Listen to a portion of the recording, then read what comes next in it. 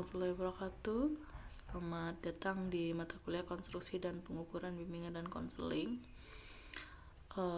Di pertemuan pertama ini kita akan membahas terkait dengan kontrak perkuliahan, RPS, dan lain-lain ya.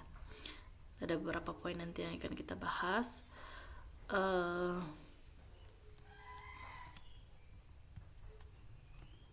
Ini adalah agenda pembahasan kita. Pertama itu terkait dengan tim teaching, kemudian kedua kontrak perkuliahan, ketiga rencana pembelajaran, dan keempat itu materi 1, urgensi dan konsep dasar pengukuran. Tapi ini hanya nanti ulasan saja gitu sedikit ya. Untuk lengkapnya minggu depan kita akan membahas terkait dengan materi 1 gitu. Jadi hanya pengantar saja untuk hari ini. Ini adalah tim teaching atau tim pengajar dari mata kuliah konstruksi pengukuran dalam BK atau yang disingkat dengan istilah KPBK. Saya dalam hal ini adalah selaku koordinator mata kuliah dan beberapa dosen paralel atau pengampu mata kuliah ini ada Pak Itsar, Bu Regina, Pak Dr. Yuda, kemudian Pak Chandra dan Bu Wiwin ya. Nah, yang selanjutnya kita akan membahas kontrak perkuliahan. Terkait dengan kontrak perkuliahan ada beberapa hal yang perlu teman-teman perhatikan, yaitu yang pertama, teman-teman perlu memastikan diri bahwa sudah terdaftar dalam mata kuliah ini atau dalam pengambilan KRS sudah mengambil mata kuliah KPBK gitu ya. Di sistem sudah terdaftar gitu. Jadi silahkan nanti di cross check apakah sudah terdaftar atau belum. Kalau misalnya belum ya silahkan diurusi gitu ya. Supaya terdaftar. Kalau misalnya memang belum di-ACC oleh dosen PA-nya, silahkan diingatkan dosen PA-nya untuk meng-ACC KRS-nya sehingga saya bisa mensinkronkannya di LMS gitu ya. Kalau belum di-ACC oleh dosen PA, saya tidak bisa mensinkronkannya gitu. Dan kalau misalnya teman-teman ikut kuliah tapi tidak terdaftar di sistem, ya juga saya tidak bisa memberikan nilai gitu ya. Jadi nilainya tidak bisa diberikan walaupun teman-teman ikut perkuliahan. Kemudian yang kedua, mengikuti aturan perkuliahan masing-masing dosen. Yang ketiga, kehadiran saat perkuliahan itu minimal 80%. Yang keempat, pengumpulan tugas itu minimal 95% dan dikumpulkan tepat waktu. Yang kelima, mengikuti dan menjawab dengan tepat soal-soal UTS dan UPM. Dan yang keenam itu aktif atau bertanya dengan respon saat perkuliahan berlangsung. Nah, terkait kehadiran itu 80%, artinya teman-teman boleh tidak hadir itu hanya 3 kali gitu ya. Itu aturan dari kampus. Kalau lebih dari 3 kali maka teman-teman tidak diperkenankan untuk mengikuti ujian. Itu artinya tidak lulus mata kuliah ini begitu ya. Jadi silahkan itu diperhatikan. Kemudian untuk tugas itu minimal 95% dan dikumpulkan tepat waktu. Nah, ini berkaitan dengan kewajiban teman-teman pada saat mengikuti mata kuliah ini begitu ya. Tugasnya nanti berupa tugas individu, baik itu tugas mingguan dan tugas akhir. Itu ada tugasnya adalah tugas individu saja gitu ya, tidak ada tugas kelompok dalam mata kuliah ini gitu. Nah, untuk tugas individu itu apa yang akan teman-teman lakukan? Teman-teman akan membuat instrumen sesuai dengan nama mata kuliah ini, konstruksi pengukuran dalam bimbingan konseling gitu ya. Jadi kita akan mengkonstruksi sebuah pengukuran. Nah, untuk melakukan pengukuran itu kemudian teman-teman harus membuat sebuah alat gitu atau menggunakan alat begitu ya. Nah, kalau di mata kuliah instrumentasi tes dan non tes itu teman-teman memakai instrumen yang sudah ada gitu ya. Tapi kalau di konstruksi ini teman-teman itu membuat alatnya gitu. Jadi membuat instrumennya gitu. Jadi makanya tugasnya ini tugas individu. Jadi satu orang itu minimal menghasilkan atau membuat instrumen itu satu. Dan saya berharap nanti ketika membuat instrumen sudah difikirkan variabelnya itu akan digunakan nanti pada saat skripsi gitu ya. Jadi ketika skripsi nanti kalau teman-teman sekarang sudah membuat instrumennya, maka pada saat skripsi itu teman-teman tidak membutuhkan waktu lagi untuk membuat instrumen. Artinya instrumen yang dibuat dalam mata kuliah ini bisa digunakan untuk kepentingan skripsi begitu ya. Dan terkait dengan mengikuti UTS dan UPM, ya ini karena mata kuliah UPM, jadi teman-teman wajib ya mengikuti UPM. Kalau tidak hadir maka ya sama saja dengan tidak lulus mata kuliah ini begitu ya. Dan kalau ada yang jangan bertanya lagi begitu ya ke saya ya, karena biasanya mahasiswa itu masih suka bertanya begitu ketika UPM karena tidak bisa hadir, apakah ada dispensasi atau tidak begitu ya. Saya tidak bisa memberikan dispensasi karena saya bukan pengambil kebijakan, saya mengikuti aturan kampus saja begitu. Aturan kampusnya teman-teman wajib mengikuti UPM dan tidak ada susulan untuk UPM, jadi silahkan itu diperhatikan begitu ya. Kalaupun mau minta dispensasi ya berarti teman-teman harus meminta itu kepada pemangku kebijakan gitu. Saya tidak bisa memberikan kebijakan itu gitu. Oke, kita bahas rencana pembelajaran. Ini untuk materi yang pertama, kita akan mempelajari urgensi dan konsep dasar pengukuran gitu ya. Bagaimana sih urgensi dan konsep dasar pengukuran dalam bimbingan dan konseling itu gitu ya.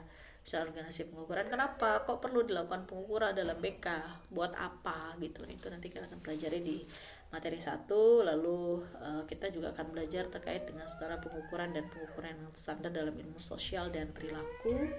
Lalu kita akan mempelajari apa saja variabel-variabel dalam penelitian sosial dan perilaku begitu ya, dan faktor-faktor yang melemahkan bobot alat ukur.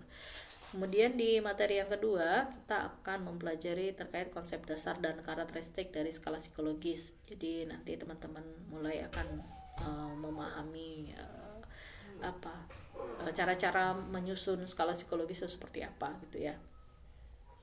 Ini ada poin-poin penjelasannya di sana, itu terkait dengan pertama perumusan atribut sebagai konsep, kemudian dimensi keperilakuan, indikator keperilakuan, dan penyusunan blueprint instrumen. Ini adalah 4 tahapan awal begitu ya dalam melakukan penyusunan skala psikologis. Nah, kemudian yang berikutnya kita akan melanjutkan penulisan item, format dan kaidah seperti apa gitu ya. Tulisan item itu maksudnya seperti apa, format item itu seperti apa, format respon itu seperti apa gitu.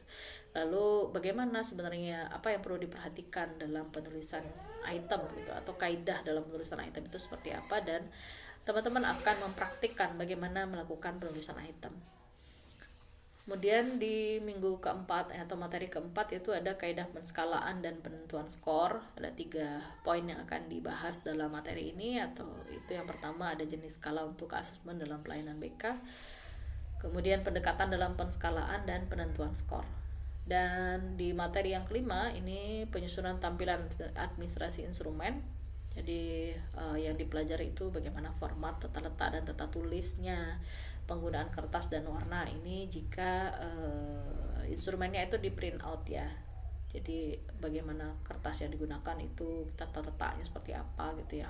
Apakah perlu berwarna atau tidak, atau seperti apa gitu. Kemudian dalam berjawaban ada data identitas dan instruksi atau petunjuk pengerjaan. Nah, kalau misalnya online bagaimana Bu instrumennya gitu, atau kita memberikan instrumennya secara online begitu ya, artinya ya dalam misalnya kalau ada Google Form atau apa, tampilannya seperti apa gitu. Nah, itu perlu difikirkan supaya mudah untuk dikerjakan misalnya oleh responden seperti itu. Oke, kemudian di materi yang ke-6 kita akan pelajari terkait dengan sampling dan screening data, bagaimana menentukan sampling, kemudian bagaimana melakukan screening data gitu ya. Sebelum kemudian data itu dianalisis, teman-teman terlebih dahulu akan melakukan screening data. Dan yang ketujuh ini validitas dan reliabilitas dalam pengukuran. Teman-teman akan mempelajari secara teoritiknya dulu gitu ya. Objektivitas dalam pengukuran itu seperti apa, kemudian pengantar dan isu validitas dan reliabilitas dalam pengukuran. Nah, ini perlu teman-teman ketahui dulu gitu ya, sebelum nanti kemudian kita akan mempraktikkan bagaimana melakukan uji validitas dan reliabilitas. Kemudian di minggu ke-8 atau di materi ke-8 teman-teman akan melakukan UTS. Dan di pertemuan 9 sampai 11 ini materinya itu uji coba instrumen. Nah, ternyata ini agak panjang karena memang prosesnya itu membutuhkan waktu yang panjang juga begitu ya. Misalnya untuk uji coba bahasa atau expert review atau judgement, ini nanti teman-teman akan diminta untuk melakukan judgement ya kepada 2 dosen. Satu dosen itu boleh dosen bahasa, karena akan menilai bagaimana konteksnya secara kebahasaan begitu ya. Kemudian untuk yang kedua itu teman-teman akan melakukan expert review kepada dosen materi gitu ya, dalam artian ini ke BK-annya begitu. Jadi nanti untuk dosen yang kedua itu wajib dosen BK. Jadi satunya itu wajib harus ada dosen BK-nya gitu, atau yang berlatar backgroundnya BK atau psikologi gitu ya. Kalau pertanyaannya, Bu, boleh nggak apakah harus dosen dari Unindra atau boleh dari luar? Boleh, yang di luar juga nggak masalah gitu ya, atau guru BK juga nggak apa-apa gitu. Intinya ya mereka berlatar belakang BK atau psikologi gitu. Kalau untuk bahasa berarti ya latar belakangnya itu adalah dosen bahasa. Apakah boleh kedua-duanya dosen BK? Boleh. Karena kan dosen BK juga secara langsung bisa juga memperhatikan kaidah-kaidah penulisannya gitu ya. Kemudian apakah dua-duanya boleh dosen bahasa? Nggak boleh gitu ya, karena ya harus ada dari segi konteks kebekaannya begitu. Nah, untuk expert review itu kan tentu teman-teman membutuhkan waktu gitu ya. Nah, makanya itu saya beri waktu 9 sampai 11. Saya berharap mungkin nanti untuk yang uji coba bahasanya itu 2 mingguan gitu ya. Nah, saya beri waktu paling lama gitu. Jadi saya berharap mudah-mudahan nanti dalam kurun waktu 2 minggu itu teman-teman sudah selesai. Kemudian minggu berikutnya itu baru teman-teman akan melakukan uji coba lapangan. Berarti ini di minggu ke-11 ya. Minggu ke-11 itu teman-teman melakukan uji coba lapangan.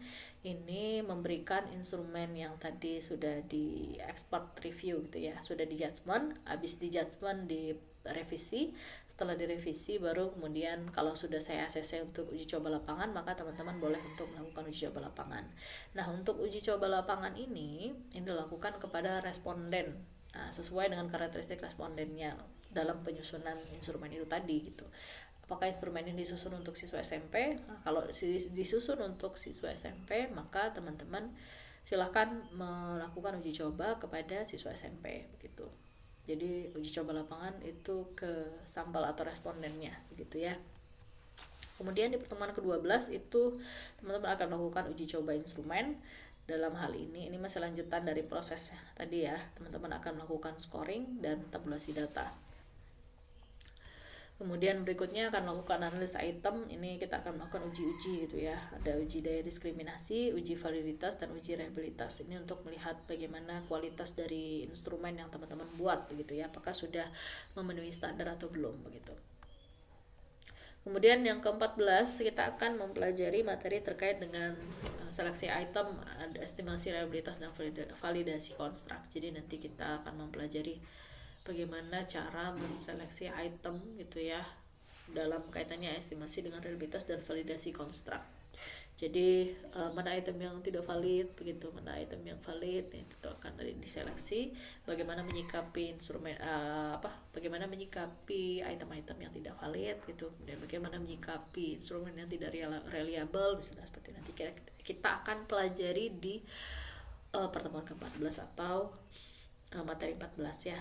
Terus kemudian di pertemuan ke-15 teman-teman akan melakukan penyusunan instrumen final. Jadi penyusunan instrumen final ini kan tadi dari tahapan 1, mulai dari awal sampai dengan akhir gitu ya, melakukan uji coba kepada responden gitu, terus kemudian melakukan uji validitas dan lain-lain, kemudian menseleksi itemnya, baru setelah itu teman-teman melakukan penyusunan instrumen final. Nah, ini dibuat nanti dalam bentuk laporan akhir ya. Laporan akhir itu adalah salah satu itu adalah tugas akhirnya. Kalau untuk tugas mingguan tadi yaitu nanti diinstruksikan setiap minggunya, yang itu juga berkaitan dengan langkah-langkah dalam penyusunan instrumen itu tadi begitu. Oke. Yang pertemuan ke-16 itu ujian pengendalian mutu ya, nanti UPM. Nah, kemudian untuk pustaka atau bahan referensi ya, ini ada utama dan pendukung, teman-teman bisa dilihat. Itu ada 11 untuk yang utama, kemudian 12 sorry, untuk pendukung itu ada 8 gitu ya kurang lebih. Nah, untuk buku-buku ini saya tidak mengakomodasi teman-teman ya untuk menyediakan buku-buku ini. Silahkan teman-teman cari secara mandiri untuk buku-bukunya. Saya rasa ini sudah banyak gitu ya. Terus bisa teman-teman cari juga e-booknya, silahkan dicari nanti. Yang penting, yang wajib itu adalah teman-teman harus ya ketika mempelajari atau ketika akan kuliah ya teman-teman punya pengetahuan dulu gitu. Teman-teman harus membaca terlebih dahulu gitu ya. Nah, apakah mungkin bukunya itu pinjam atau bukunya itu beli, ya itu terserah, saya kembalikan ke teman-teman lagi begitu ya. Oke, barangkali itu teman-teman yang bisa saya sampaikan. Kalau ada hal yang perlu kita diskusikan, kita lanjutkan di grup ya. Terima kasih. Assalamualaikum warahmatullahi wabarakatuh.